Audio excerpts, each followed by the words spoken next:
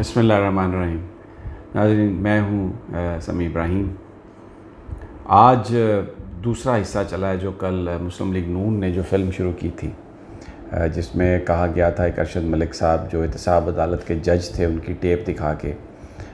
یہ کہا گیا کہ یہ وہ کہہ رہے ہیں کہ جج صاحب کہ میں نے ضمیر کے خلاف فیصلہ کیا اور اب مجھے رات کو بڑے ڈراؤنے خواب آتے ہیں اور میرے ضمیر کے اوپر پتہ نہیں منو بوجھ ہے، اور میں نے اس کو ہلکا کرنے کے لیے تو انہوں نے ناصر بٹ صاحب کو بلایا۔ یہ بیانیہ دیا محترمہ مریم نواز صاحبہ نے۔ شہباز شریف صاحب ساتھ بیٹھے تھے، شاہد خاقان عباسی صاحب ساتھ بیٹھے تھے، خواجہ آصف صاحب، سارے جید جو رہنما ہیں مسلم لیگ نون کے،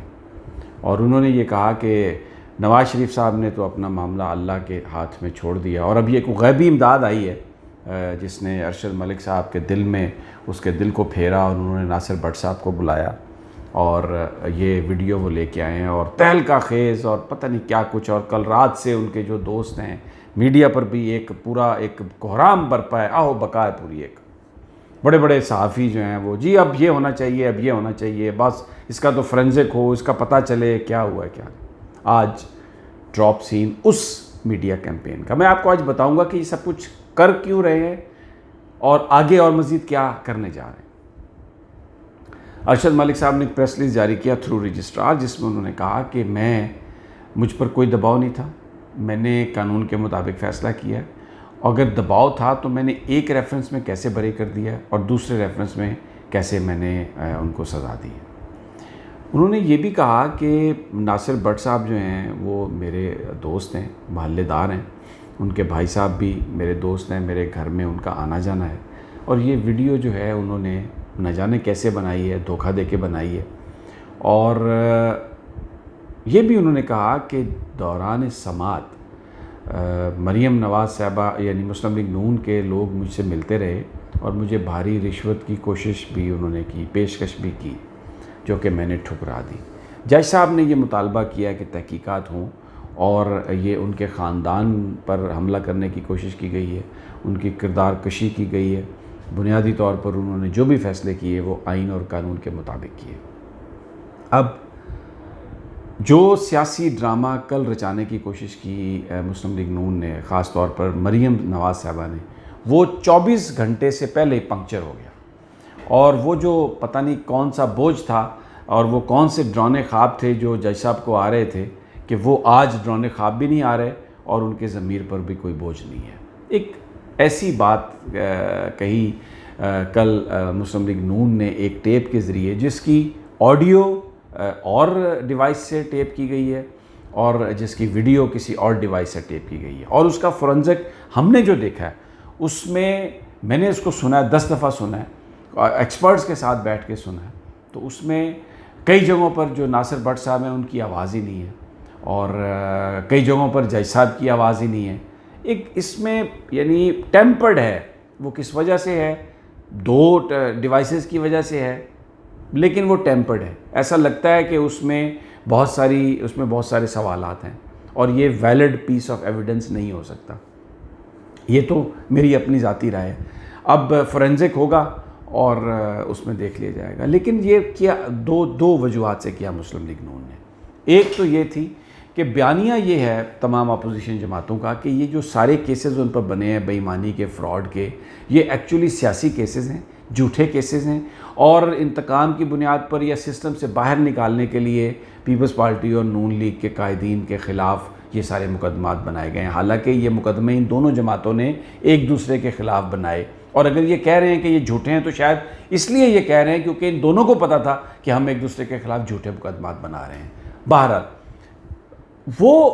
مقصد صرف یہ کہ لوگوں کو یہ بتایا جا سکے کہ یہ جو کچھ بھی ہو رہا ہے یہ بیسیکلی کوئی احتساب نہیں ہو رہا، اور یہ اس لیے کیا جا رہا ہے کہ ان سیاسی قائدین کو سزا دینی ہے۔ دوسرا، ابھی آپ دیکھیں گے ٹاک شوز میں دیکھیں گے آپ کو کچھ جرنلسٹ بھی یہ بات کرتے ہوئے نظر آئیں گے، سیاستدان بھی بات کرتے ہوئے نظر آئیں گے، وہ یہ کہ نیب کے ادارے پر سوالات اٹھ گئے۔ یعنی ایک آپ نے جھوٹی ٹیپ بنائی، اس کو چلایا، اور اس کے بعد پھر آپ میڈیا میں یہ کہہ رہے ہیں نیب کے ادارے کے اوپر بڑے سوالات اٹھ گئے ہیں۔ 2 چیزیں کرنا چاہ رہی ہے اپوزیشن، ایک تو جو مقدمات ہیں اس میں جو پکڑ دکڑ ہے، یہ جو جیلوں میں گئے ہیں کہ اس کو بنایا جائے عوام کو بیوقوف یہ کہہ کر کہ یہ سارے سیاسی مقدمات تھے، اور تاکہ لوگ ان کے لیے باہر نکل آئیں۔ ساتھ میں تڑکا لگانا شروع کر دیا کہ یہ بجٹ بڑا عوام دشمن ہے اور ہم تو مہنگائی اور عوام کے لیے باہر نکل رہے ہیں،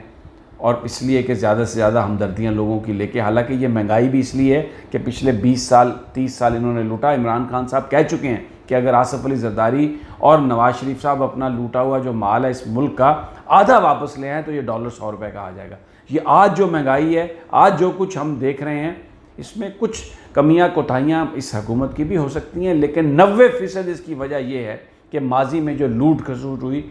اس کی وجہ سے یہ سب کچھ ہوا۔ اب نیب کو بند کرتے ہیں،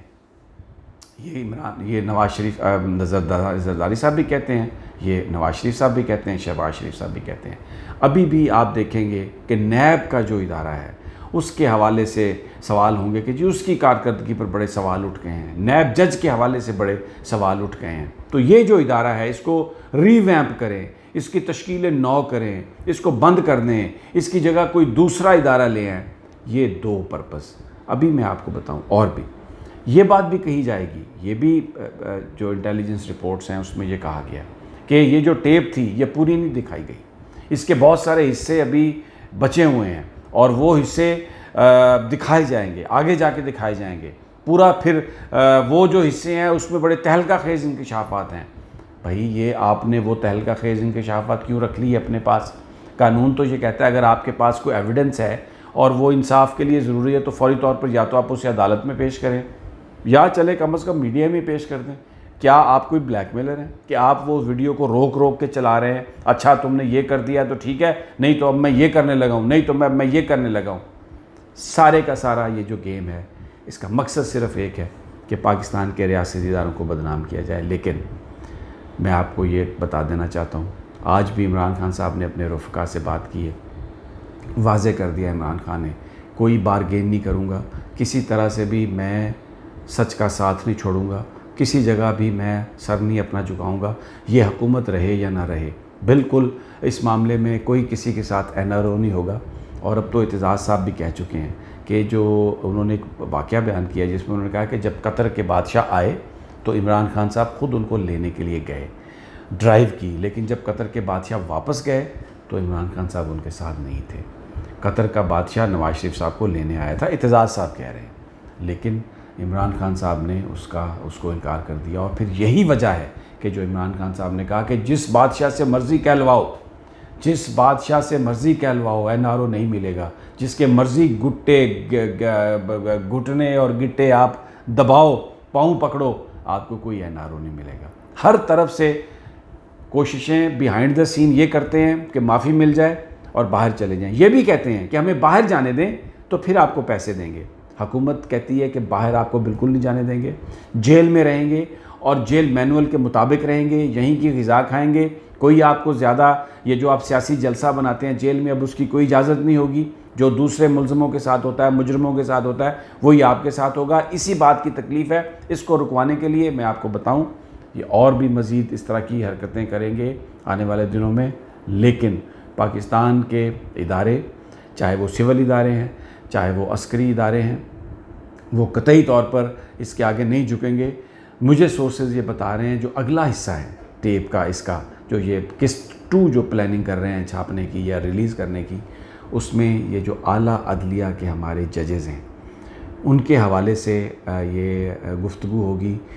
متنازع بنانے کی ان کو کوشش کی جائے گی، ان کو بدنام کرنے کی کوشش کی جائے گی، اور شاید یہ تاثر دلوانے کی کوشش کی جائے گی کہ یہ جو ماتحت عدالتوں نے فیصلے کیے ہیں یہ اعلیٰ عدالتوں کے جو ہائر ججز تھے ان کے کہنے پہ کیے ہیں، ان کے دباؤ پہ کیے ہیں۔ کل تو یہ تھا کہ ایک تاثر دیا کہ یہ سب کچھ فوج کے دباؤ پر ہے کہ وہ جی آتے ہیں اور پھر وہ دکھاتے ہیں، ملاتے ہیں، ویڈیو دکھاتے ہیں اور بلیک میل کرتے ہیں۔ اب جو اگلا حصہ جو پرپوز ہے ان کا سازش کا، وہ یہ کہے گا کہ اعلیٰ عدلیہ کے جو ممبران ہیں، جو جج صاحبان ہیں، شاید وہ دباؤ میں لانے کی بات کر رہے تھے۔ آپ سوشل میڈیا پہ آپ دیکھیں گے،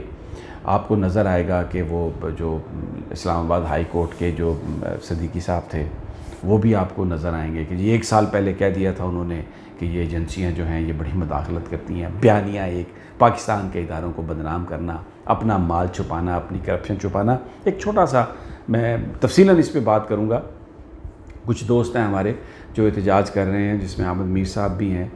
وہ یہ کہہ رہے ہیں، عاصمہ شیرازی صاحبہ بھی ہیں، وہ کہہ رہی ہیں کہ جی آزادی اظہار پر پابندی نہیں ہونی چاہیے. بالکل صحیح کہہ رہے ہیں کہ اور کسی صحافی کے ساتھ زیادتی بھی نہیں ہونی چاہیے. صحافیوں کو بھی دیکھنا چاہیے کہ کس طرح وہ اپنی آزادیوں کو بچاتے ہیں. میں صرف اتنا کہوں گا، حامد میر صاحب اگر خدا نخواستہ آپ کے ساتھ کسی نے زیادتی کی، عاصمہ شیرازی صاحب یا کوئی اور صحافی اگر کسی کے ساتھ زیادتی اس کے کنٹینٹ کی وجہ سے کسی نے کی، تو انشاءاللہ تعالیٰ پاکستان کے صحافی کھڑے ہیں، ایک ہوں گے، اور ہم یہ اجازت نہیں دیں گے کسی بھی ادارے کو، کسی بھی طاقتور آدمی کو، چاہے وہ گورنمنٹ میں ہو، پرائیویٹ ہو، کہ وہ کسی بھی صحافی کو ڈرانے دھمکانے کی کوشش کریں. لیکن میں صرف اتنا ضرور آپ سے عرض کروں گا کہ ایک واقعہ ہوا، ایک وفاقی وزیر نے ایک باقاعدہ گھونسا مارا FIA کے سامنے، ہمارے کچھ کولیگز کے سامنے. تو میں نام نہیں لیتا، آپ جانتے ہیں ان لوگوں کو جو ویڈیو کر رہے تھے، جو میسج کر رہے تھے، ٹویٹ کر رہے تھے. ہمارے دوست روف کلاسرا کو بھی ٹویٹ کیے، انہوں نے میسج بھی دیے کہ آپ کو نہیں کھڑا ہونا چاہیے سمیع ابراہیم کے ساتھ. صرف یہ کہنا چاہتا ہوں کہ اگر آپ کو میرا چہرہ پسند نہیں بھی ہے تو بھی کسی صحافی کو ہم یہ اجازت نہیں دے، کسی حکومت کو اجازت نہیں دے سکتے، کسی حکومتی اہلکار کو اجازت نہیں دے سکتے کہ وہ کسی صحافی کو دبائے. اگر کوئی حامد میر صاحب کوئی ٹرینڈ کسی سیاسی جماعت نے آپ کے خلاف بنایا ہے تو آزادی اظہار میں ان کو اس بات کی اجازت ہے، وہ ٹرینڈ بنائیں، وہ جو مرضی کریں. بیانیے کا جواب بیانیے سے، لیکن کوئی خدا نخواستہ زبردستی آ کے جیو کو بند کرانے کی کوشش کرے، خدا نخواستہ آپ پر حملہ کرے، کسی بھی ہمارے صحافی دوست پر زبردستی طاقت کے ذریعے اس کو بند کرانے کی کوشش کرے. ہم سب ایک ہیں اور پورے پاکستان کے صحافی ایک ہوں گے. یہ حکومت کو بھی سمجھ لینا چاہیے، تمام طاقتور لوگوں کو بھی سمجھ لینا چاہیے، صحافیوں کو بھی سمجھنا چاہیے کہ وہ اس بیانیے سے باز آئیں کہ بس میرے بدمعاش اچھے ہیں. اور یہ جو ہم جو ایک دوسرے کی شکلیں دیکھ کے یا ایک دوسرے سے کہ بیانیے سے جب ہم اتفاق نہیں کرتے تو یہ کوشش کرتے ہیں کہ اس کو نقصان پہنچے، اس کو بھی آپ کو روکنا ہوگا. لیکن میں یہ آپ سے کہتا ہوں کہ انشاءاللہ ہم تمام صحافی ایک ہیں، اور بیانیے کی بنیاد پر، کنٹینٹ کی بنیاد پر اگر کسی نے کسی صحافی کو، اس کا تعلق کسی بھی ادارے سے ہو، اس کے ساتھ کوئی زیادتی کرنے کی کوشش کی تو قطعی طور پر ہم اس کو برداشت نہیں کریں گے. اور سارے صحافی ایک ہیں اور پاکستان کی عوام بھی یہی چاہتی ہے.